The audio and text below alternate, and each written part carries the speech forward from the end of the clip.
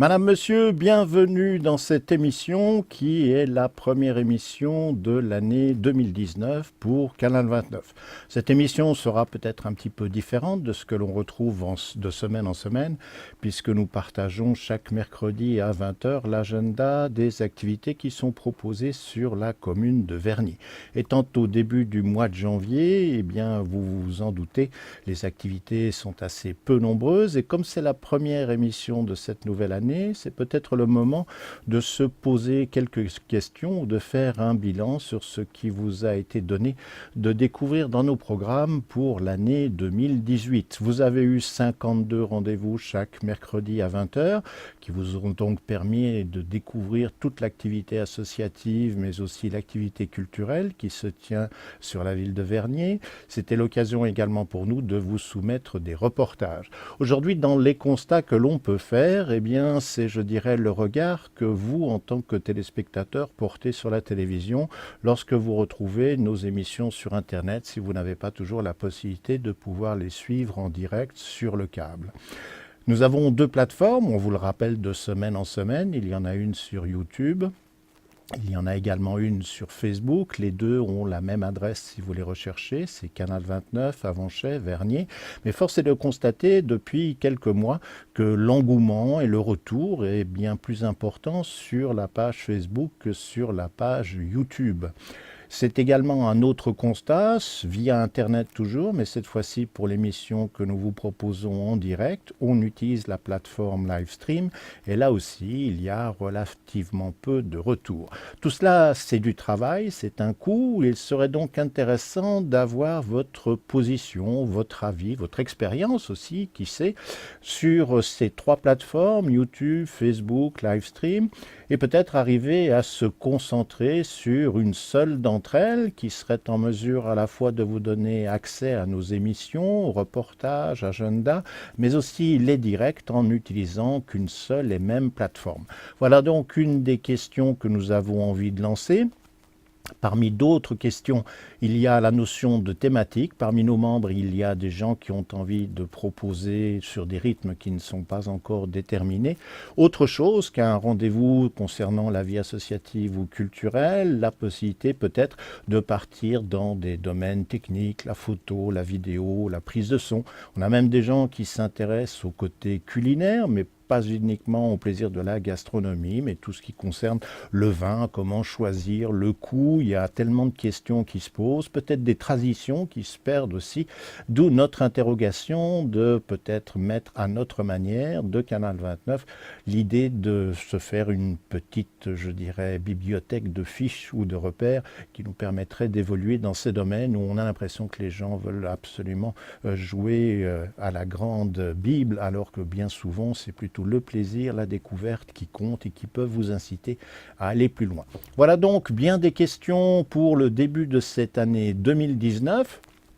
Mais l'intérêt de celle-ci, c'est d'avoir votre retour, de savoir ce que vous pensez des programmes de par le passé, de ce que nous pourrions mettre à l'antenne pour les mois à venir et ainsi bien, être en votre compagnie avec une plus large palette d'images et de suggestions.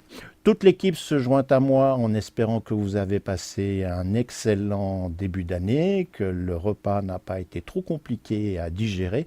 Et c'est bien connu, une fois qu'on a fait notre liste de vœux, à partir de la semaine prochaine, on commencera à manger de la salade cuite pour se remettre des agapes de ces festivités. Restez encore en notre compagnie, vous allez découvrir quelques images pour compléter cette émission qui est un petit peu plus courte. Sans cela, eh bien, nous vous donnons rendez-vous mercredi prochain à 20 heures où vous retrouverez l'agenda habituel hebdomadaire qui vous permettra ainsi de prendre connaissance des activités qui vont se tenir sur notre commune. Excellente fin de soirée.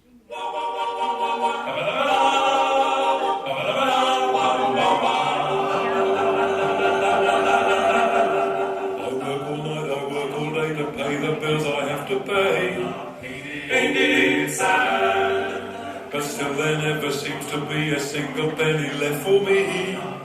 That's too bad. In my dreams I have a plan, and to be a wealthy man. I wouldn't have to work at all, I'd fool around and have a ball. Fool around and have a ball.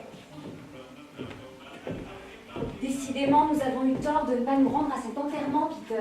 Mais non, pas du tout. Ça n'a pas dû être très couru, tu sais. Raison de plus. Ah pardon, moins il y avait de monde, plus nous nous faisions remarquer. Hein. Quelle importance. Bah, et je trouve ça gênant, moi, que veux-tu hein. Moins que d'avoir fait de la peine à Miss Mabel. Mais nous n'y avons fait aucune peine.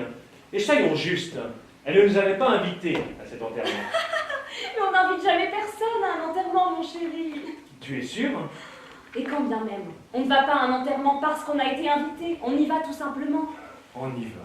On y va. Tu es drôle. Je ne dis pas on y va quand on a connu la personne que l'on enterre. Mais nous, franchement, je te demande bien ce que nous saurions aller faire à l'enterrement d'une femme que moi je n'ai rencontrée qu'une fois et que toi tu n'as jamais vue. Mais nous aurions fait acte de présence, Peter. Lorsqu'on apprend par une lettre de notaire que cette femme vous a légué quelque chose... Évidemment. Mais c'est toute la question, mon chéri. Et de toute façon, on peut très bien rendre les derniers devoirs à quelqu'un par respect ou par gentillesse. Quoi? Par respect? Par gentillesse pour cette vieille peau de Madame Fletcher, tu veux rire hein? Pour Miss Mabel, oui. Du respect, de l'affection, de la vénération même. Mais tout de même, ne confondons pas Miss Mabel, qui est une adorable créature, avec son horrible chibitzer. Ne t'énerve pas, mon chéri. Oh, je ne m'énerve pas. D'ailleurs, il me serait difficile d'être plus nerveux que je ne le suis. Hein. Mais enfin, le fait que Madame Fletcher soit morte ne nous oblige pas à parler d'elle avec hypocrisie. C'était une exécrable mégère, mais oui. Voilà la vérité toute crue. Hein. Et tiens, il suffit que je retrouve son fauteuil là, pour la voir glacée, immobile, inhumaine. Pourquoi a-t-elle pensé à nous alors? Mais voilà. Voilà ce que je n'arrive pas à comprendre. Pourquoi en effet cette espèce d'ours mal léché nous a couché toi et moi sur son testament? Mais ça, il n'y avait aucune raison de le faire. Aucune. Bonjour. Bonjour. Bonjour. Belle journée, n'est-ce pas? Oh, faut pas s'y fier. On aura encore des gelées. Vous êtes sûr? Sûr et certain. Brouillard en mars, gelée en mai. Les dictons ne disent pas toujours vrai. Souhaitons-le. Moi, je croise les doigts, voyez-vous. Rien que pour avoir encore un bon mois de répit, j'en demande pas plus. Mais dites-moi, vous êtes bien le jardinier de Miss Mabel? C'est moi, oui. Le mardi et le samedi. Avant, c'était tous les jours. Mais depuis que cette sacrée sœur de Miss Dieu Mabel... ait son âme, monsieur Watkins. Oh, moi je veux bien, mais seulement s'il en veut, lui, le bon Dieu. C'est qu'il n'est pas dégoûté, vous pouvez le croire, monsieur. Monsieur? Ah, je vois que vous ne vous souvenez pas de moi. Dame, je le vois bien aussi. Ah, peut-être vous rappellerez-vous un petit garçon avec une casquette verte qui venait souvent rendre visite à Miss Mabel autrefois. Ce serait-il vous, ce petit garçon-là? C'était moi. Eh ben, dis donc, on peut pas dire que vous ayez pas poussé, ça prestige. Ça en fait des années. Ah, je vous revois très bien. Même qu'un jour, vous êtes tombé juste là, devant la grille. Ben, c'est cela, vous y êtes. Ma fiancée, Mary Rowland. Pas possible. Fiancé avec cette jolie chose. Eh ben, dis donc, oh là là, rudement frappé de vous rencontrer. Figure-toi, Mary, qu'un jour je me suis étalé juste là-devant, sur la route assez brutalement. Miss Mabel était dans son jardin. Elle me fit entrer, me pensa, me dorlota. Et pour achever de me consoler, je ferai un grand morceau de tarte à la confiture. Là bien du Miss Mabel toute crachée et toujours prête à offrir une tartine de confiture à n'importe qui.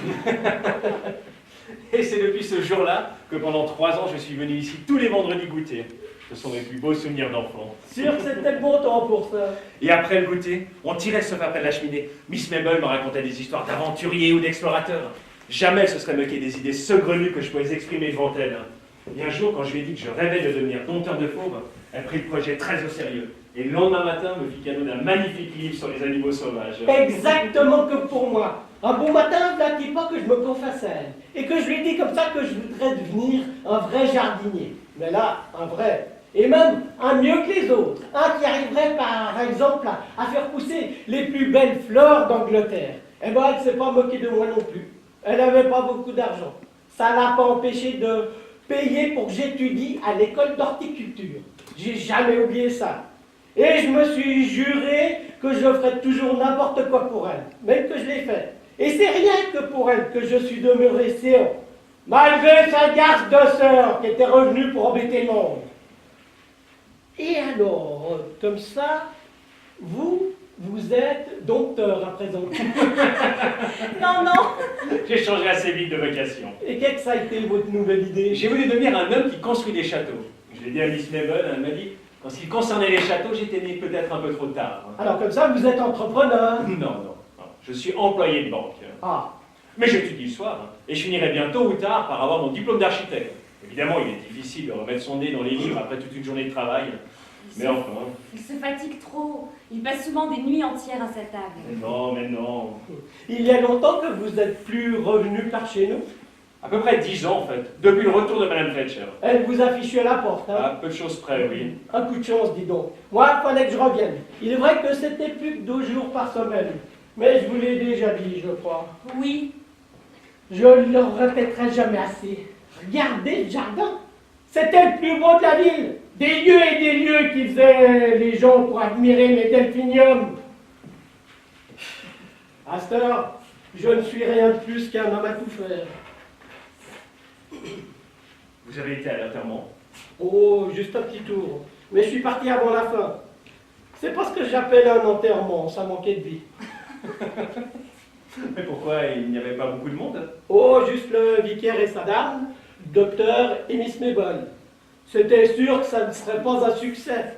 Une femme comme ça, que voulez-vous, ça ne mérite pas un enterrement. Moi, je l'aurais collé sur un tas de mauvaises herbes et j'en aurais fait un feu de joie. Ça m'aurait donné de l'engrais pour mon potager. Mais pourquoi était-elle si méchante? Est-ce qu'on sait? L'estomac, probablement. Ou sa mauvaiseté naturelle.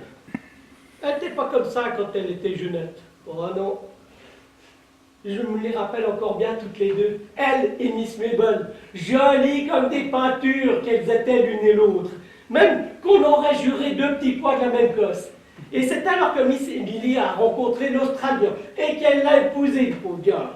Et qu'elle est partie dans son pays avec lui. Et qu'est-ce qu'il est devenu, lui? Oh, il a tenu le coup encore pendant 20 ans, puis il a lâché la rampe, et elle s'est ramenée dans le pays. Alors, on a pu voir la différence avec Miss Mabel. Pareil qu'elle avait rapporté beaucoup de gros sous de là-bas. N'empêche que son premier soin a été de me réduire à 2 jours par semaine, comme je vous le dis. Et Vicaire, qui est à Satom, quand il lui a demandé de l'aider à construire une colonie de vacances pour les gosses, pauvre diable, le rêve de toute sa vie, eh ben, elle l'a traité de mendigo et elle l'a foutu dehors, cette sale bougresse. Et alors comme ça, comment se fait-il que vous voilà ici ce jour d'aujourd'hui? J'ai reçu une lettre me priant de venir. Mary aussi. Et moi de même. Une lettre du notaire? Maître Anderson? Maître Anderson, oui. Ouais, elle est rédigée dans la même terme que les nôtres. Hein. Qu'est-ce que cela signifie? Oh, ne me le demandez pas. J'ai pas pu dormir de toute la nuit. Vous comme nous, hein. Ils nous appellent des bénéficiaires. Oui, justement. Et pour ce qui me concerne, ça tombe mal. Parce que moi, je vous le dis, je ne dois pas un centime à personne. Et je le prouverai quand on voudra. Monsieur Watkins, le mot bénéficiaire ne signifie pas que nous devons quelque chose, mais que nous bénéficierons de quelque chose. Bah oui. Autrement dit, que nous recevrons un avantage quelconque, que nous en profiterons. S'ils veulent dire qu'on profitera du seul fait qu'elle est morte, eh ben j'avais pas besoin d'un notaire pour me l'apprendre. Permettez-moi de me présenter, Maître Anderson. Très heureux de vous rencontrer. Hein. Je suis le notaire de feu Madame Fletcher. Oui, j'ai reçu votre lettre, mon cher maître. Mon nom est Barlow, Peter Barlow. Ma fiancée, Mary Welland. J'ai également reçu une lettre de vous. Parfaitement. C'était donc pas une erreur? Pas le moins du monde, pourquoi voulez-vous? Mais parce que je ne connaissais pas Madame Fletcher. Il faut croire qu'elle vous connaissait.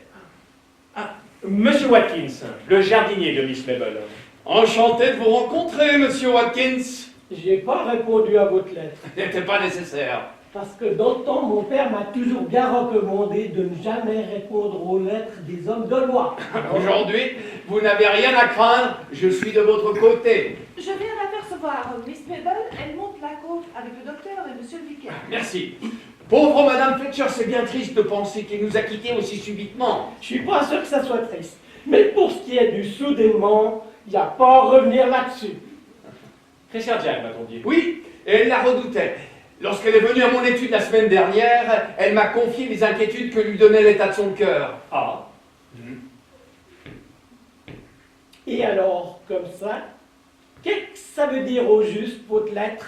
Ça veut dire que vous aurez une très bonne surprise. Une bonne surprise, de la part de la mère Fletcher. Ça m'étonnerait. Si vous le permettez, nous attendrons que tous les intéressés soient réunis. Il n'y aurait pas de mal à nous donner un tuyau quand même. Je regrette, mais je dois procéder selon les usages. Et vous serez bientôt éclairé. Je suis navrée de vous avoir fait attendre. Maître Anderson, sans doute. Lui-même? Ma sœur m'a beaucoup parlé de vous, monsieur le notaire. Je sais avec quelle amabilité vous l'avez accueillie lorsqu'elle est venue vous rendre visite, et notamment comme vous lui avez facilité toute chose. Elle s'en montrait fort touchée. Je vous remercie encore en son nom, comme au mien. Vous vous êtes déjà présentés les uns aux autres, naturellement. Mais oui, nous nous sommes présentés tout de suite. Mais notre vicaire, monsieur Wilson, sa femme, madame Wilson, le docteur Anderson. Je suis navrée de ne pas avoir songé à vous faire préparer quelque chose, mais il est facile d'avoir très vite un peu de thé. Mais non, ne vous dérangez pas. Mais vous ne me dérangez pas loin du monde, voyons. Vous, monsieur le notaire, vous devez avoir besoin de vous restaurer après un si long trajet. Sans façon, merci. Alors, je ne sais pas. Vous, puisque c'est comme ça, personne ne veut une tasse de thé, vraiment. Mais non. Oh, mais bon, il ne me reste plus qu'à vous donner la parole. Voilà. Comme vous habitez tous ici, j'ai pensé qu'il était plus judicieux de me déplacer moi-même. C'était plus simple que de vous prier de vous rendre tous à Londres. Tout d'abord, il faut que je vous dise que Madame Fletcher m'a confié le soin de ses intérêts lors de son retour d'Australie, immédiatement après le décès de son mari. Elle s'est rendue à mon étude la semaine dernière pour me prier de l'aider à rédiger son testament. Elle désirait vivement, m'a-t-elle dit, à rentrer chez elle la conscience en repos. Elle voulait en terminer le jour même. Madame Fletcher jouissait d'une fortune considérable qui lui venait en majeure partie de son mari, Monsieur Fletcher, et pour le reste des économies que la vie très simple qu'elle menait avec Miss Mabel, du moins ce que je crois savoir, lui a permis de réaliser. Je vais vous donner donc lecture du testament de Madame Emily Beatrice Fletcher. Je sous-signais Emily Beatrice Fletcher, demeurant et domiciliée à Redfield, 24 route de Burford, déclare que par le présent acte, je révoque et j'annule toutes les dispositions antérieures et que mes dernières volontés sont les suivantes. 1. Je n'hésite, Maître Anderson, escalité, notaire à Londres, etc., pour mon exécuteur testamentaire. 2. Je lègue net de tous impôts, clause A, à William Watkins, jardinier au service de ma sœur et au mien depuis 30 ans, la somme de 5 000 livres pour acheter la pépinière qu'il a si longtemps désirée. Combien vous avez dit? 5 000 livres. Vous voulez dire qu'elle me fait cadeau de 5 000 livres? Avec l'espoir que vous les emploierez ainsi qu'il le suggère. Vous pourriez, s'il vous plaît, me répéter combien? 5. 1, 2, 3, 4 et 5. 5 000 livres. Clause B. Nom de Dieu! Pardon. Je l'ai! Qu'est-ce que vous avez? Ma pépinière! Eh bien oui. Vous connaissez le terrain près de la rivière? Hein? Vous le connaissez? Là où Joe Pater a fait venir des abricotiers, le plus beau morceau de terre grasse du pays. 4 000 livres qu'il en veut, Joe Pater. Et vous me dites que j'en ai 5? Bon, monsieur Watkins, Vous je vous vous en rendez prie. compte? Dites, vous vous rendez compte que ça me laisse 1000 livres pour les châssis à violettes et que je pourrais aussi faire des légumes? Parce qu'il y a une chose que vous ne savez pas, monsieur le notaire, je suis sûr que vous ne le savez pas, c'est que je suis le seul jardinier à la ronde qui a jamais eu d'asticot dans ses oignons. Monsieur Watkins, et l'amabilité de vous des delphiniums qui auront le prix à l'exposition de Chelsea et des aguillégias aussi.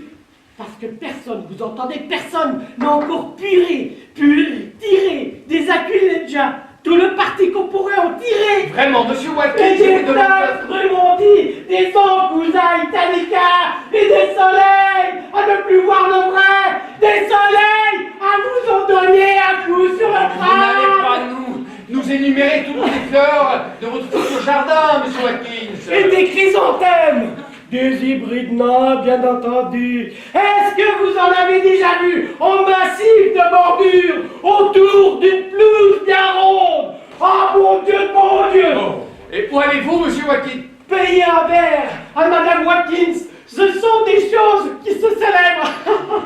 Je vous embrasse pas, monsieur le notaire, mais guerrier.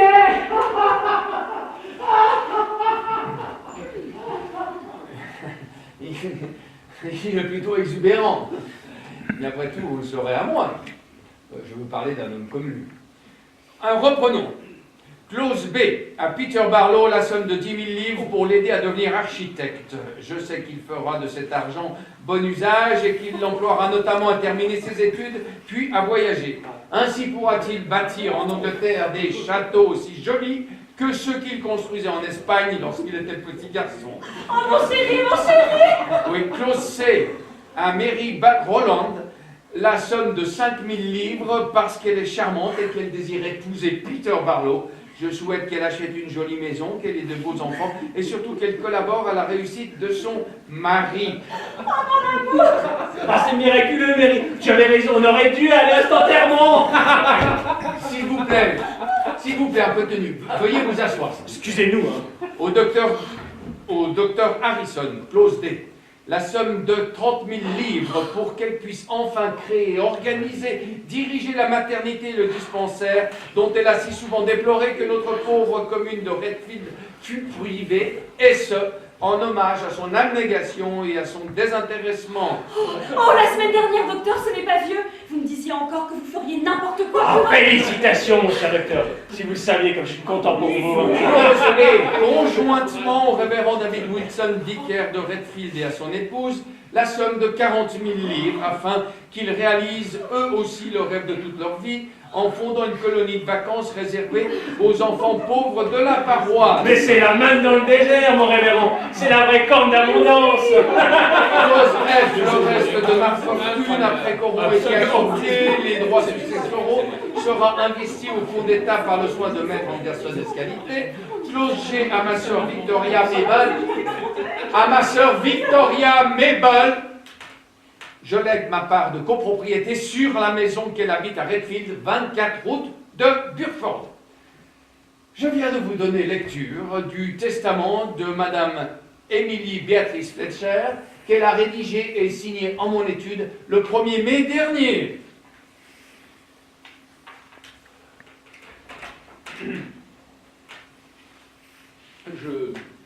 Je voudrais pouvoir exprimer, au nom de ma femme et de moi-même, toute l'émotion que nous éprouvons devant les dons providentiels qui nous échoient.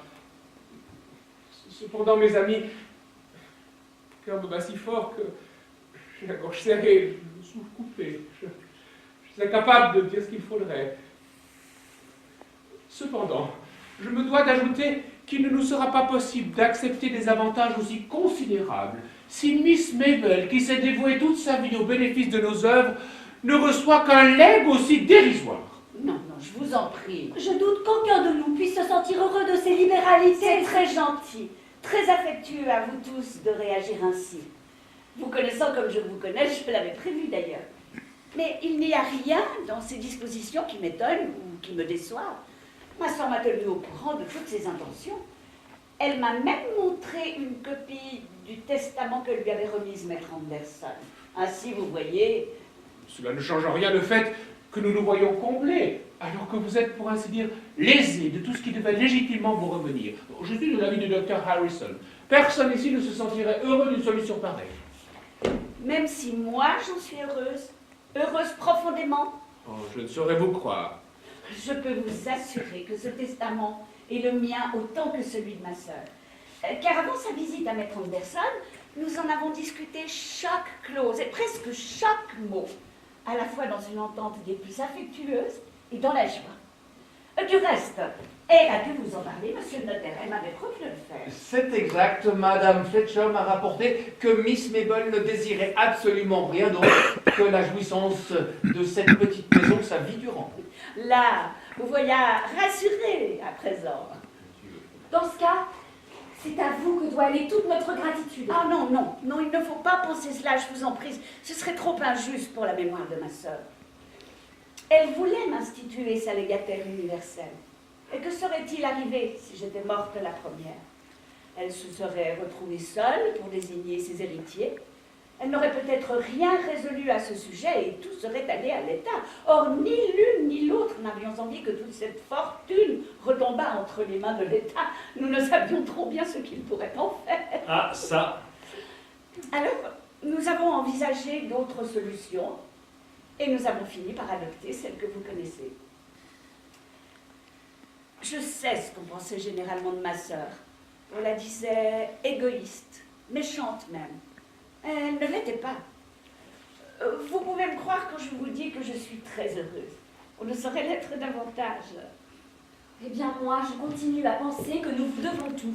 Mais c'était sa fortune à elle. Et elle en a décidé selon des vœux qui étaient devenus les siens. Enfin, votre mère sœur, quand ma sœur est venue vous voir, vous a-t-elle donné l'impression qu'elle décidait contre son gré? Certainement pas. Je dirais même plutôt qu'elle paraissait enchantée de ses résolutions. J'espère que vous voilà tous apaisés maintenant et que vous allez me faire le plaisir de laisser là enfin tous vos scrupules.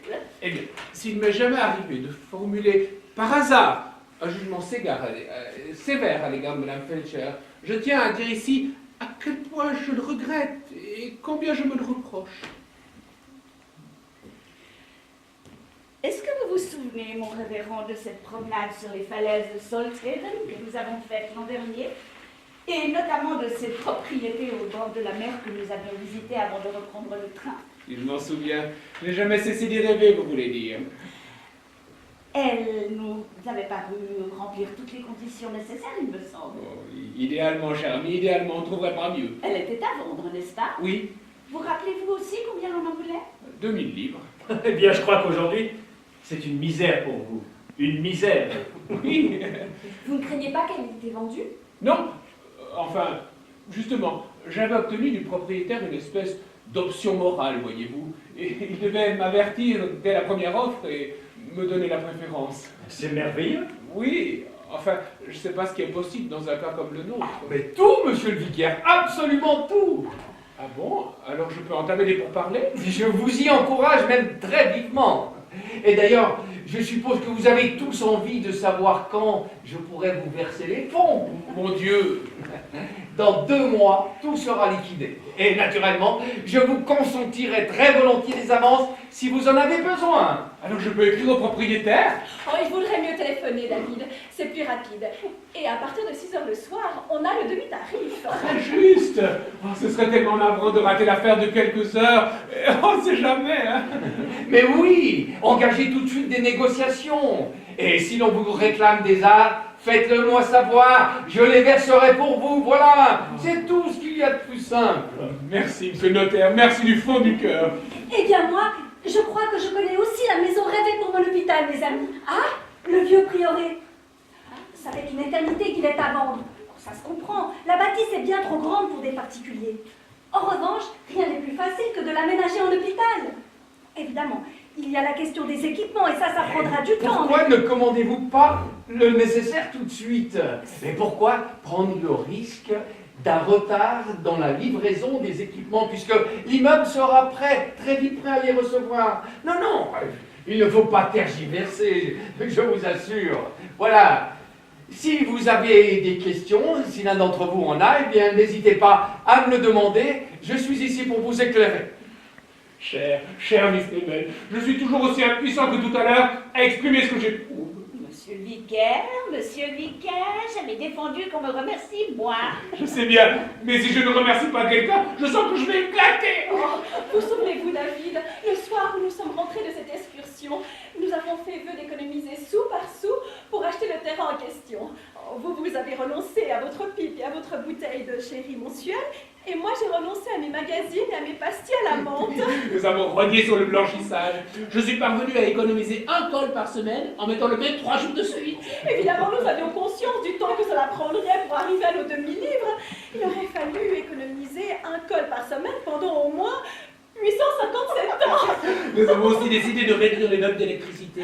Alors nous restions dans le noir le plus longtemps possible. Mais de cela, ça n'a profité, ça nous a donné aucun profit, puisqu'en soir, vous vous êtes cogné la figure contre une porte et que vous avez cassé vos lunettes.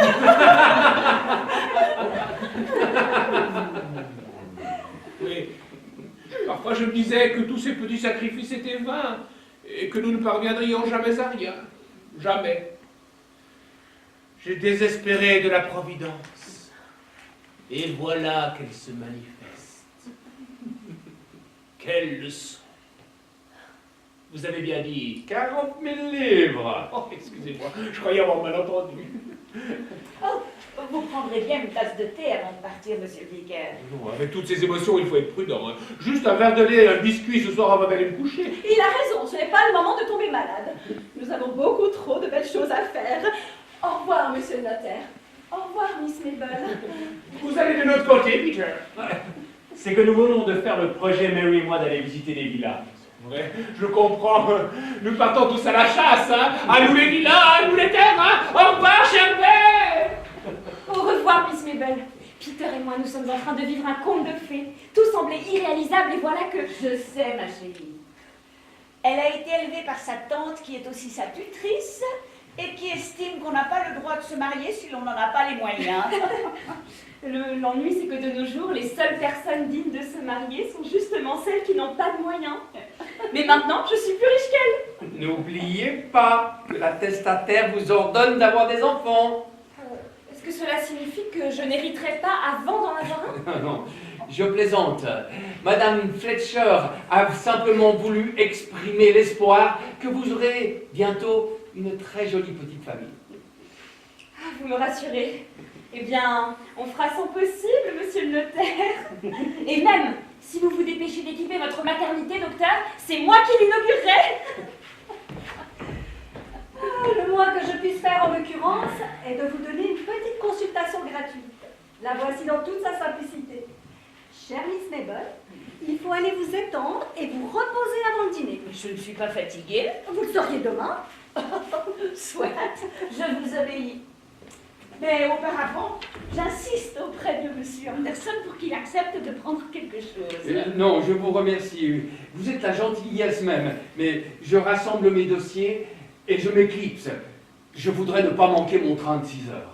Un verre de whisky peut-être. Ah. Oui, si vous me prenez par mon point faible. Oui. Je vous le fais apporter. Mais laissez-moi vous dire une fois encore combien je vous suis reconnaissante. Eh bien, docteur, vous êtes heureuse vous aussi, j'imagine. Vous en doutez? Non, mais comme vous avez été la moins expansive de toute la bande. C'est qu'en vérité, je n'y crois pas encore. Ah, alors là, vous exagérez, ma chère. Du donc, ça vous fiche par terre une nouvelle comme celle-là. Vous êtes bon, vous. On en reste médusé. C'est si urgent, cet hôpital. Plus que vous ne pourriez l'imaginer. Notre petite ville est très pauvre, vous savez, pour ne pas dire misérable. Elle est coincée entre deux grands centres qui, ni l'un ni l'autre, ne consentent à s'occuper de nous. En cas d'urgence, je dépends d'un hôpital situé à 50 km. 50 km de rues mal pavées, défoncées, dérapantes, encombrées de trafic. Pour le malade, un cauchemar. Alors vous comprenez, se dire que dorénavant, grâce aux lettres de Madame Fletcher, on va pouvoir épargner des souffrances à des milliers de gens, sauver des centaines de vies. Oui, je comprends. Il y a comme de la magie là-dedans.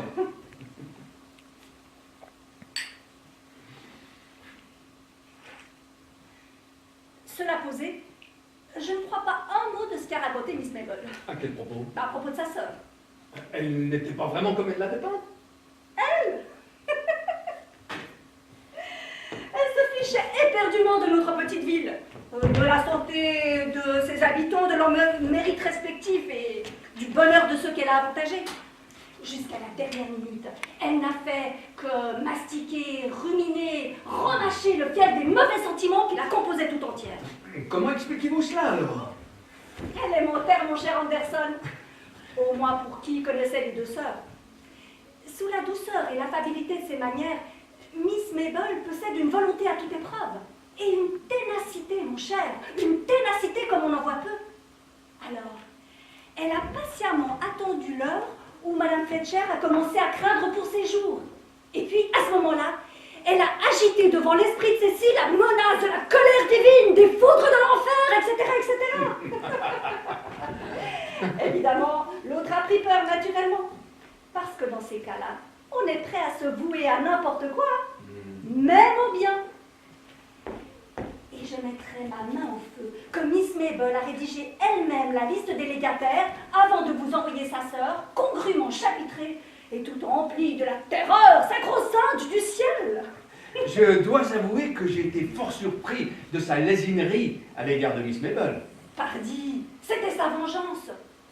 Mais vous ne trouvez pas qu'il y a quelque chose de très émouvant, de très beau même, dans la façon qu'a Miss Mabel de créer autour de la mémoire de Madame Fletcher comme un halo de légende? La légende de la sœur au cœur d'or, que tous ont méconnu. Oui. C'est stupéfiant de se ressembler à un degré pareil. Ouais, c'est surtout stupéfiant là-dessus. La photographie accentue la similitude. Naturellement, elles sont immobiles, un peu figées. Mais quand on les voyait l'une à côté de l'autre, c'est d'abord ce qui les différenciait qui vous sautait aux yeux.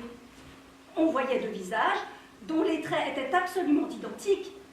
Mais alors, l'expression, mon cher, l'expression, celle d'un ange chez l'une et chez l'autre. Bon, d'ailleurs, vous avez suffisamment connu Madame Fletcher pour l'avoir remarqué. Ah, mais non, figurez-vous, je n'ai rencontré Madame Fletcher que 2 fois, et elle ne m'avait même pas dit qu'elle et sa sœur étaient jumelles.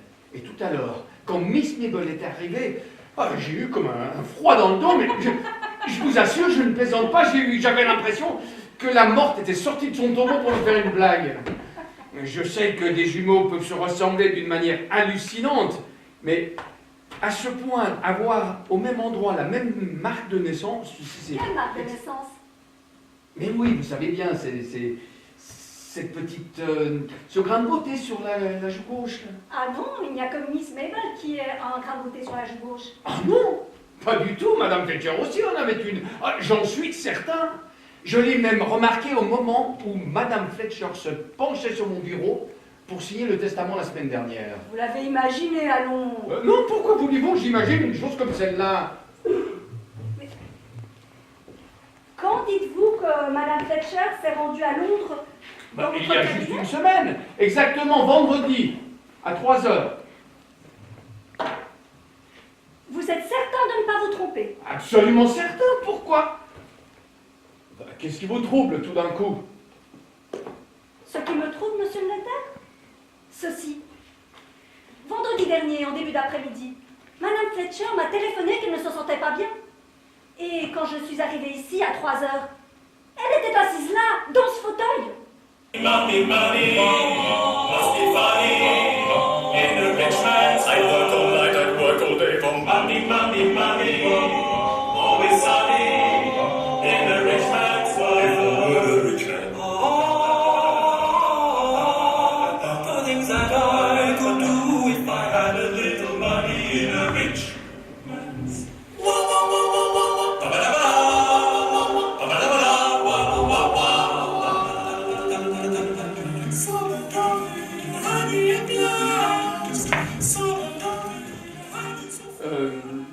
Bref, oui, je suis dans l'obligation, la très pénible obligation de vous informer que le testament dont je vous ai fait lecture hier n'est pas valable. Quoi? C'est un faux. Vous dites? C'est un faux, et il nous faut dès à présent examiner de sang-froid la situation. Quelle situation? La situation dans laquelle nous a placé les agissements de Miss Mabel. De Miss Mabel? Les agissements. Monsieur le notaire, vous rendez-vous compte de tout ce que cette expression... Si, oh, pardon. Qu'est-ce que vous voulez dire par là? Je veux dire que la personne qui s'est présentée à mon étude la semaine dernière sous le nom de Madame Fletcher n'était autre que Miss Mabel. Comment? Qu'est-ce que c'est que cette histoire? Une histoire extravagante, je vous l'accorde. Le docteur Harrison et moi-même avons d'abord réagi comme vous, dans la stupéfaction, dans... On ne pouvait pas s'imaginer ça, mais il a bien fallu l'admettre. Et c'est ainsi. C'est ainsi, et je n'y peux rien. Miss Mabel s'est fait passer pour Madame Fletcher, voilà. La ressemblance entre les deux sœurs est telle que je me suis laissé duper. Dupé. Monsieur le notaire, voilà plus de 20 ans que je suis l'ami de Miss Mabel. Et je ne connais personne qui ne mérite autant qu'elle l'estime et le respect. Peut-être, mais... Non. Sachez que je la tiens pour totalement incapable de la moindre indélicatesse à l'égard de qui que ce soit. Je- Oh, pensez comme on acte.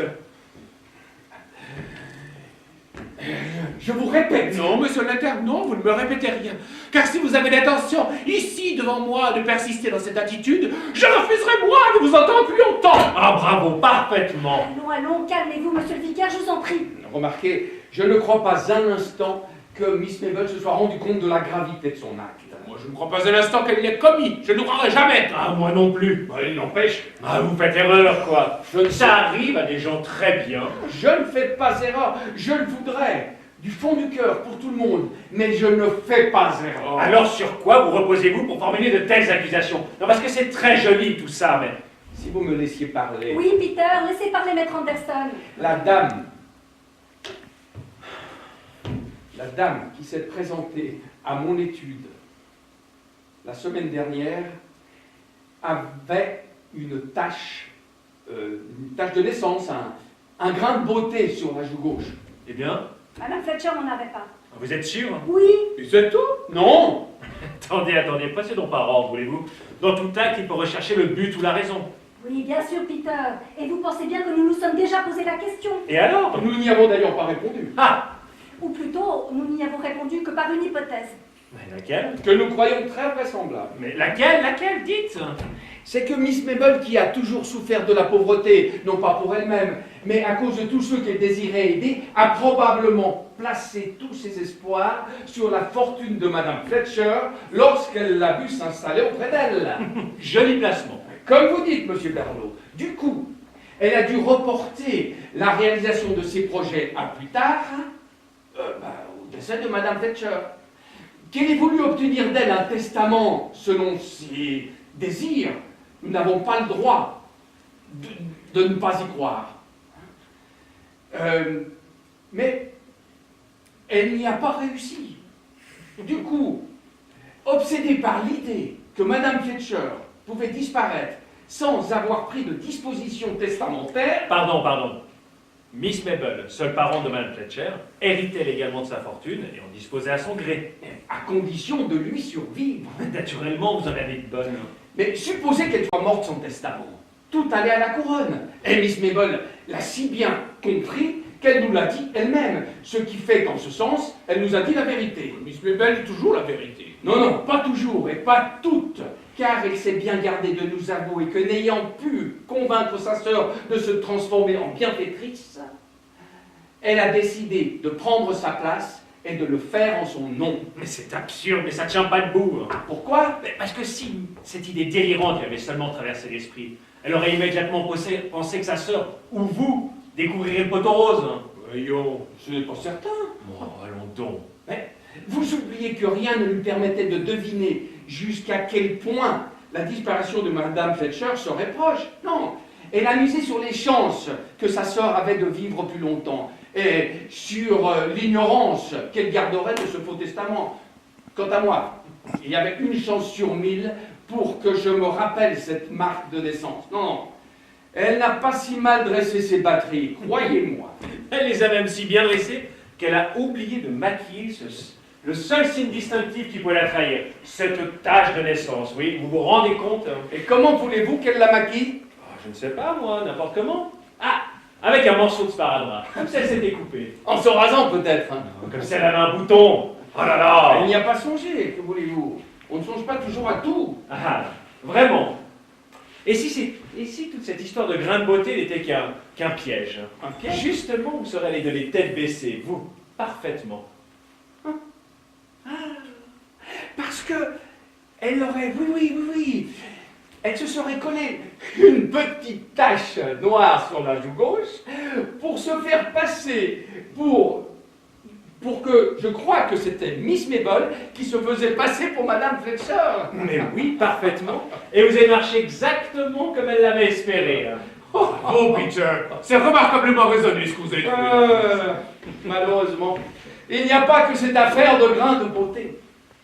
Comment? Croyez-vous que je sois assez stupide pour porter contre qui que ce soit une accusation, et a fortiori contre Miss Mabel, une accusation aussi grave sur un indice aussi faible, c'est-à-dire sans preuve? Vous avez des preuves. Il n'y en a qu'une, monsieur Barlow, et elle est décisive, au jour, à l'heure. Vous entendez bien, à l'heure où je croyais avoir Madame Fletcher devant moi, elle était en réalité ici, à Redfield, en consultation avec le docteur Harrison.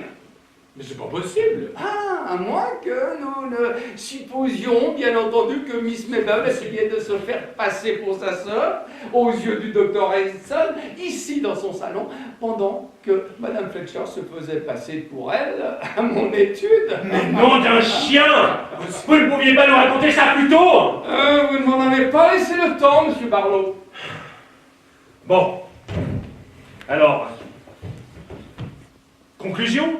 Gardez le secret absolu sur ce testament. Vous n'en avez parlé encore à personne, j'espère. Non, moi je comptais en informer le conseil de paroisse que j'avais convoqué tout exprès. Il faudra annuler votre réunion, monsieur le vicaire. Et vous? Moi j'ai démissionné. Hein. J'ai dit que j'avais hérité, mais pas de qui. Hein. Oh, je regrette pour vous que vous agissiez avec autant de précipitation. Mais non d'une pipe! Quand l'homme dont c'est le métier d'être notaire vous annonce que vous nous avez annoncé hier, mais on le croit, que diable on le croit! Oui, bon, d'accord, mais à part la banque. Ma famille, naturellement, ma fiancée, la sienne. Et c'est tout? Non, je n'ai pas appelé les journaux, hein. Mais ça en est fallu peu. Bah, c'est toujours ça. Attendez. Oui? Non, non. Vous avez vu un journaliste? Non, c'est rien. Et quoi donc? Non, rien, je vous dis. Hein. Mais encore? Hier, en vous quittant, nous sommes allés, Mary et moi, chez le colonel Watson. Sa maison nous a toujours fait bailler l'admiration, n'est-ce pas? Et nous savions qu'il désirait la vendre. Alors, nous nous sommes mis d'accord. Rien d'autre. Hein. Et vous n'avez pas parlé Non, de... nous n'avons pas parlé d'héritage. Maintenant, j'en suis certain. Eh ben, à ce propos, moi aussi, Quoi donc, monsieur le vicaire? voyez-vous, l'autre jour, en rentrant de chez Miss Mabel, j'ai téléphoné au propriétaire du terrain. Vous savez, j'ai engagé ma parole. Est-ce que vous avez fait allusion au testament? Non. Parfait. Parfait. Oui, parfait. Lorsque vous êtes arrivé tout à l'heure avec le docteur, Peter venait justement de m'apporter cette maquette et nous étions en train de l'examiner ensemble. Qu'est-ce que c'est? Une belle maison de vacances pour nos enfants. Si je ne me trompe, nous devons encore joindre le jardinier. Oui. Je crois qu'il travaille chez Madame Shirley aujourd'hui. Ah, monsieur le vicaire, auriez-vous l'amabilité d'aller le prévenir, s'il vous plaît?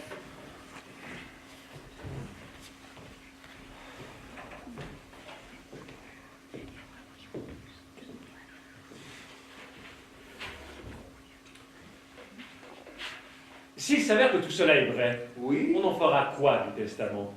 Il sera considéré comme nul et non avenu. Ce sera très exactement comme s'il n'avait jamais été rédigé. Oui. Madame Fletcher serait considérée comme étant morte sans testament. Oui. Dans ce cas, c'est Miss Mabel qui hérite de tout. Oui. Et rien ne l'empêche, elle, de faire un testament dans lequel elle disposera de la fortune à son gré. En principe, rien. Eh bien alors, mais tout s'arrange, monsieur le notaire. Tout s'arrange. Il n'y a qu'une seule chose qui ne s'arrangera pas, monsieur Barlow. Et quoi donc? Le crime de faux en écriture pour lequel la... Ne me faites pas rire le crime, je vous en prie.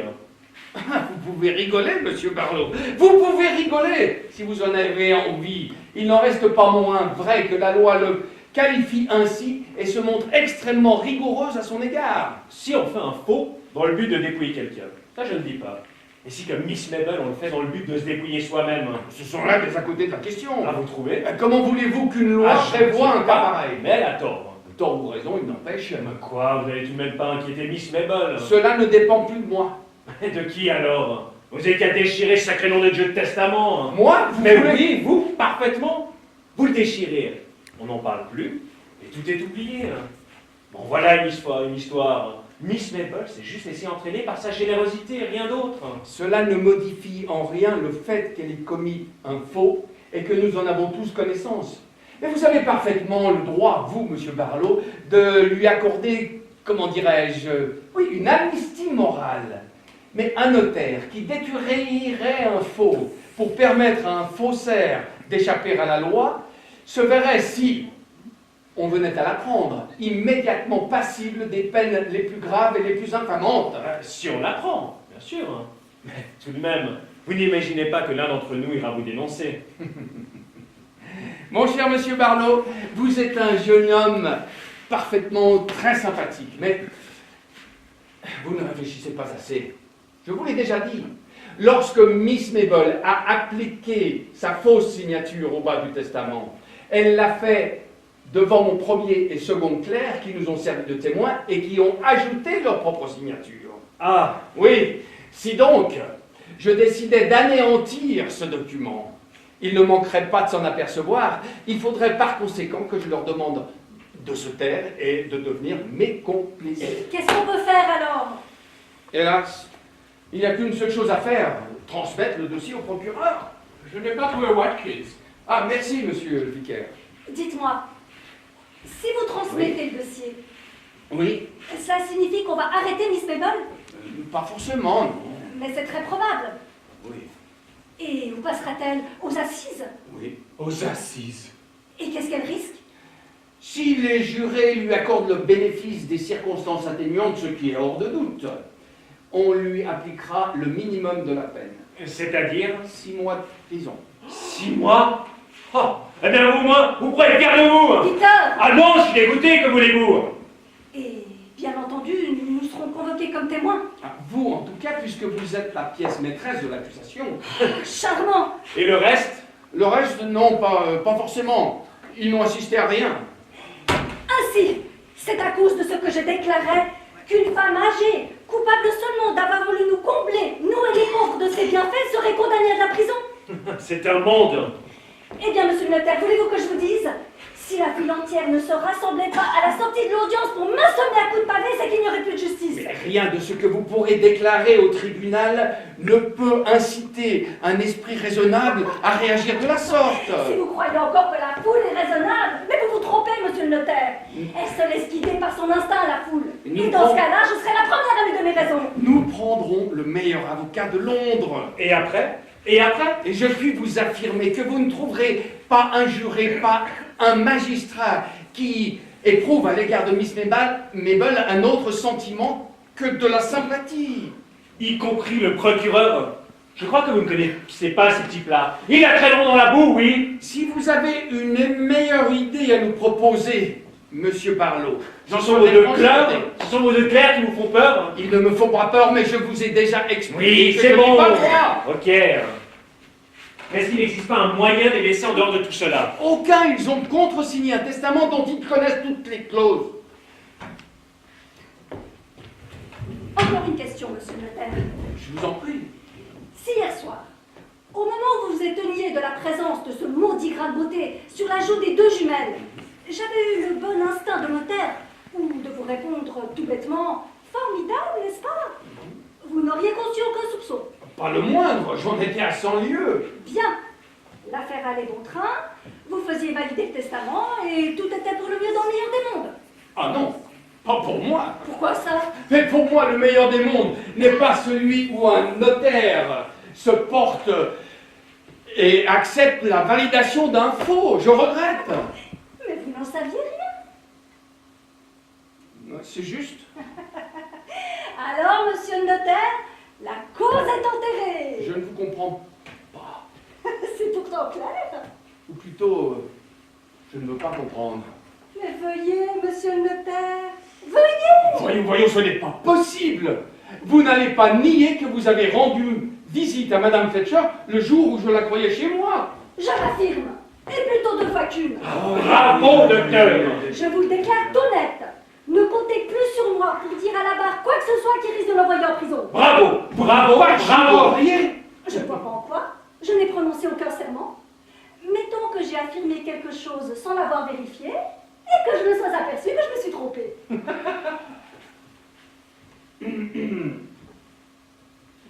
À mon tour de vous poser une question, docteur Harrison. Si vous vous trouviez devant la victime d'un homicide par imprudence et que les parents de la personne responsable vous supplient de ne rien dire, est-ce que vous accepteriez? Naturellement pas. Et pour quelle raison? Parce que votre honneur de médecin est en cause. Oui. Alors comment pouvez-vous me demander à moi de dissimuler un faux commis chez moi, dans mon étude, sous mes yeux, et dans lequel je suis par conséquent et professionnellement compromis? Somme toute, vous tenez beaucoup à envoyer Miss Mabel en prison. Non, Peter, vous n'avez pas le droit de dire cela. D'accord, je le retire.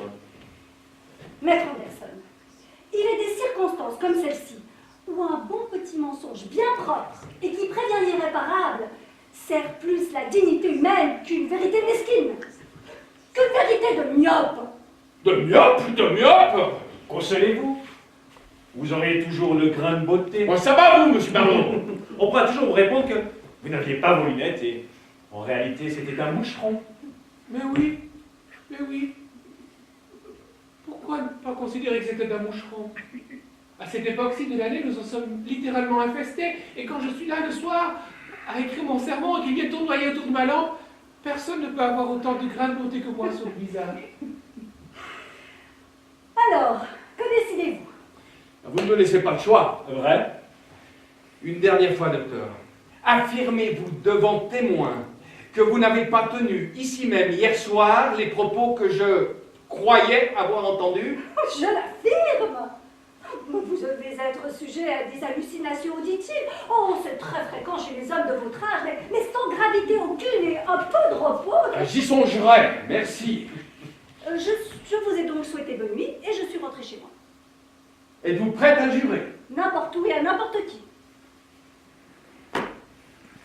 Dans ces conditions, me voici en paix avec ma conscience. Enfin. Oh, ma conscience d'homme, parce que pour ce qui est de ma conscience professionnelle, elle ne le sera jamais. Il me reste un serment à vous demander. Lequel? Celui de veiller tous à ne jamais vous dédire. Je le promets. Et moi aussi. Et vous, monsieur le vicaire?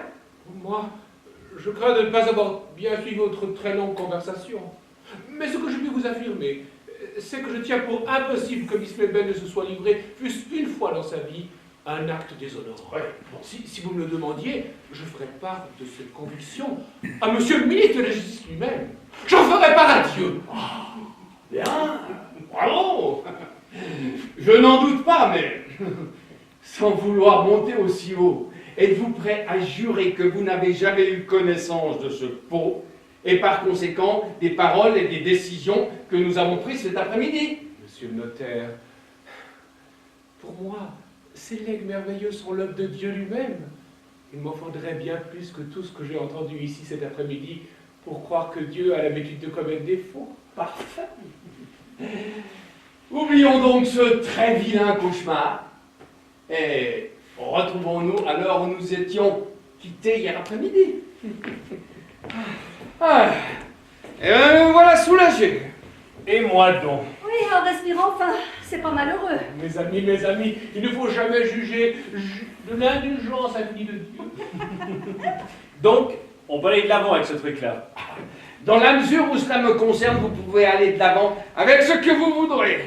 Oh, vous êtes en réunion et excusez-moi, je ne veux pas vous déranger, je me sauve. Mais non, cher ami, nous en avions terminé. J'ai rencontré Mary, figurez-vous. Elle m'a raconté que Peter avait achevé la maquette de notre maison d'enfants qu'il l'avait apportée.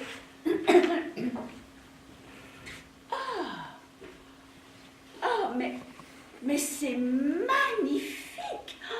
Oh, que vous êtes doué, mon petit Peter. Et la maison sera peinte en blanc, comme la maquette? Oui.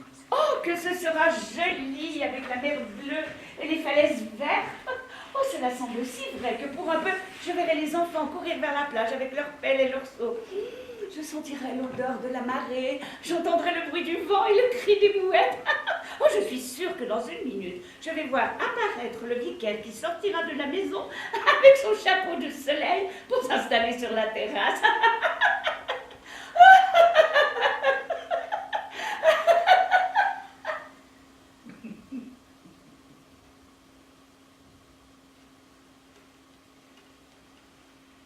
Ah, alors vous savez tout ce que j'ai dû faire pour que tout cela devienne possible. Oui, nous savons. Comme j'en ai de la peine. J'avais tellement espéré que vous ne l'apprendriez jamais. Bon, voilà, j'ai pas l'habitude, n'est-ce pas? C'est la première fois de ma vie que ça m'a fait tout drôle, je vous assure. Je vous supplie de croire en tout cas que je n'ai agi, comme vous le savez, que pour le bien de tous. Nous en sommes persuadés.